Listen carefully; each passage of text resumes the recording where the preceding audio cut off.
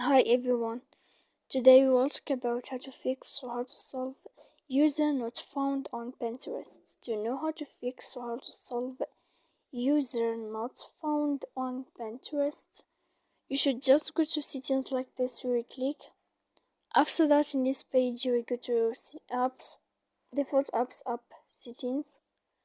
When you will see this list, you will go down to find the application of Pinterest here and you will enter.